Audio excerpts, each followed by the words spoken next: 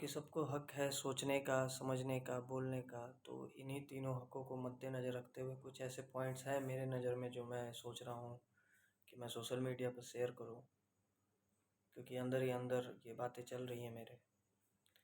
सबसे पहला जो मेरा पॉइंट है अभी जो वर्ल्ड के सिनारियो को देखते हुए, वो ये है कि इजराइल और फ़लस्तीन का जो युद्ध चल रहा है।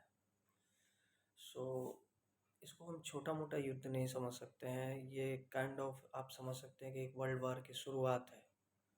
अब यहाँ से डिपेंड करेगा कि हमारे वर्ल्ड का फ्यूचर क्या होगा, क्योंकि यहीं से आके जो हमारा वर्ल्ड ऑर्डर है वो दो हिस्से में बटेगा। अब पता चलेगा कि असलियत में सुपर पावर कौन है, और जो अब जाके सुपर पावर की कुर्सी पे बैठेगा एक्चुअल में वही सुपर पावर कंट्री होगा। बिकॉज इसके बहुत सारे रीजंस हैं। अभी अगर आप देखें तो धर्म के आधार पे अगर हम वर्ल्ड को बांटे, उसकी समीक्षा करें, तो उसके अनुसार ये आता है कि वर्ल्ड में सबसे ज़्यादा पॉपुलेशन क्रिश्चियंस की है, उसके बाद मुस्लिम्स की है, और फिर हम हिंदू आते हैं। बट उसमें ही एक छोटा सा धर्म है यहूदी। यहूदी धर्म जो है, और यहूदी जो अपना धर्म का सबसे पवित्र स्थल जो मानते हैं वो यरूशलेम को मानते हैं। ठीक है, तो यरूशलेम में उनकी एक दीवार है जिनकी जिनकी वो पूजा करते हैं और सोचते हैं कि उनका पैगंबर उन्हें आके बचा लेगा।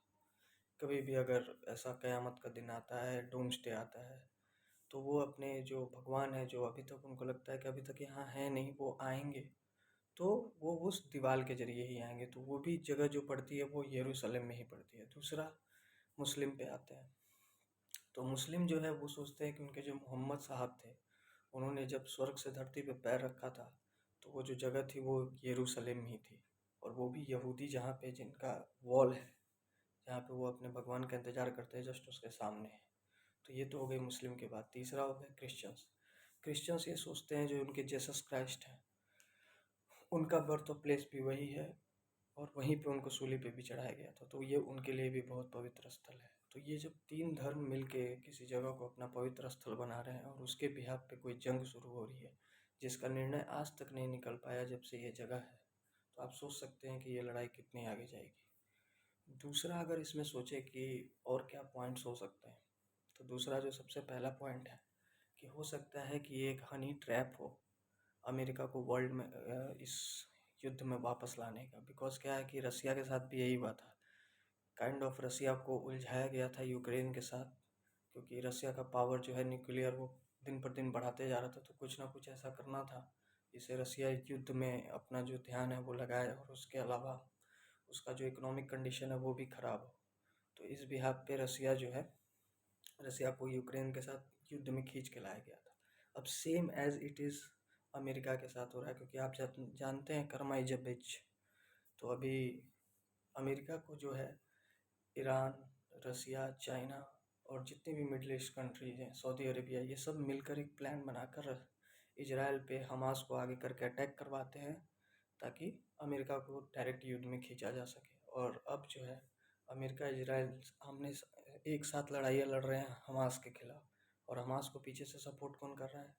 Iran, Jordan, Jordan, sorry, and आपके मिडिल ईस्ट कंट्री में सऊदी अरेबिया, ये सारी कंट्रीज़ मिलके सपोर्ट कर रहे हैं हमास को, कि वो कैसे भी करके सरवाइव कर जाए एटलीस्ट इस इजराइल के सामने। क्योंकि आपको तो पता है इजराइल की एजेंसीज मोसाद के बारे में, या फिर इसके पहले भी जितने ऑपरेशंस उन्होंने किए हैं। सो ये जस्ट एक प्लान है। अगर इसको धर्म के आधार पे ना देखें तो जस्ट ये एक प्लान है अमेरिका को वॉर में खींचने का। और खैर अभी तो धर्म के आधार पे लड़ाइयाँ हर जगह चल रही हैं। सो असली में जो वर्ल्ड ऑर्डर की लड़ाइयाँ हैं वो अब जाके शुरू हुई हैं, क्योंकि अब जाके पता चलेगा कि अमेरिका वर्ल्ड ऑर्डर में सबसे टॉप पे है या रसिया है, क्योंकि अब यहाँ से दो हिस्से में दुनिया बटेगी। दूसरा, हम मेरे दिमाग में ये पॉइंट आ रहा था कि बीजेपी अच्छा कर रही है या गलत कर रही है, उनकी स्ट्रैटेजी क्या है।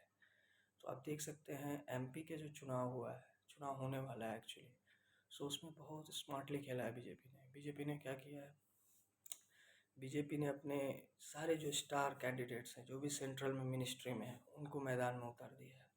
अब लोगों की नज़र में क्या हो गया कि यार मान लो जैसे कि अगर कोई बीजेपी का है, जैसे कि अगर मैं बीजेपी का एमएलए के लिए चुनाव लड़ रहा हूँ और मैं काफ़ी प्रचलित हूँ, और मैं सेंट्रल में मिनिस्टर भी हूँ, मेरे सामने वाला भी उसी कद का है, सेम पार्टी का।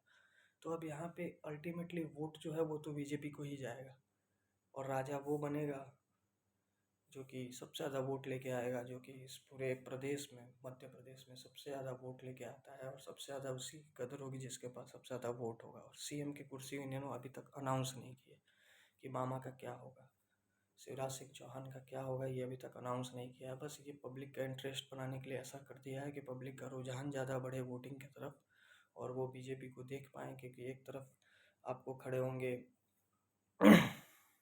कैलाश विजयवर्गीय, उनसे भी बड़े बड़े नेता लाइन में खड़े हैं जो कि चुनाव लड़ रहे हैं सांसद का।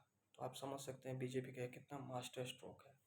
दूसरा, उन्होंने एक किया वन नेशन वन इलेक्शन, जो कि काफ़ी हद तक सही प्लान था, बिकॉज इसमें भी अगर आप देखें तो किसी भी, अगर एमपी का चुनाव हो रहा है, पीएम का चुनाव हो रहा है, तो वहाँ पे तो वन नेशन वन इलेक्शन चलो ठीक है चल जाएगा, बट जब राज्य में चुनाव होगा तो क्या होगा, ये सारी पार्टियाँ आपस में कैसे लड़ेंगी।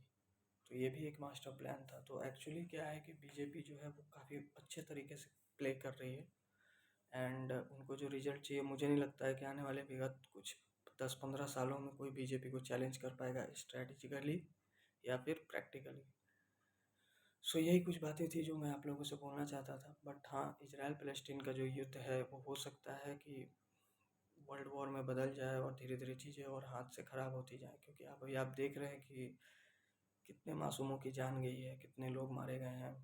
मिलिट्री जो है हमास को ख़त्म करने पे आमादा है, साथ ही साथ बॉर्डर पे एंट्री भी हो चुकी है गाज़ा बॉर्डर पे अभी इजराइल फोर्सेस की। So let's play, let's pray. Thank you.